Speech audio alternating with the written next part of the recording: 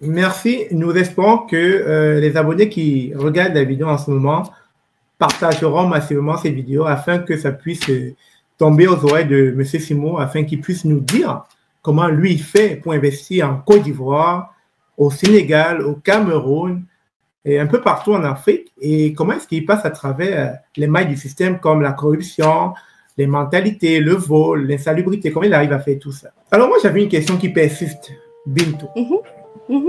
Tu as tâté du terrain, tu t'es fait ta propre expérience, tu as trouvé des choses qui ne te plaisent pas, qui ne répondent pas à tes valeurs, tu as trouvé un certain laxisme au niveau des traitements des dossiers, au niveau du suivi administratif.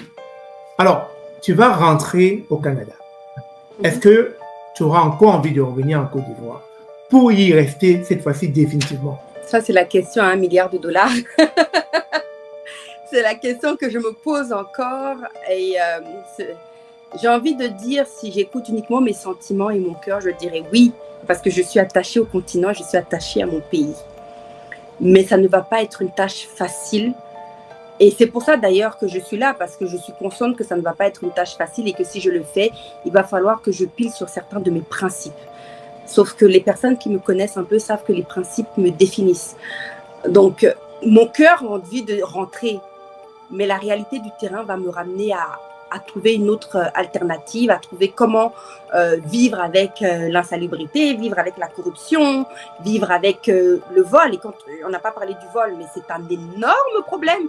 Quand tu ouvres ton business et des gens qui tapent dans ta caisse, waouh, il va falloir que je vive avec ça, ou il va falloir que je me dise, bah, je viens comme une touriste, comme je l'ai toujours fait. Parce que certains me disent, mais c'est pas la première fois, tu connais. Mais les autres fois, je venais comme une touriste. Quand on vient comme une touriste, l'Afrique est magnifique. Il n'y en a pas de problème. Tu viens 2 semaines, 3 semaines, 1 mois maximum avec ton argent. Tout va très bien. Tu te balades sur les plages d'Assini. Waouh!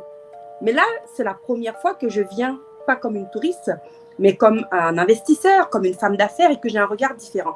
Donc, je me dis peut-être que si je veux réaliser mon rêve africain, c'est peut-être de me créer une vie où je vais vivre ici comme une touriste et mes activités vont être ailleurs. Si je refuse de rentrer dans la corruption, à moins qu'il y ait un système que je ne connais pas.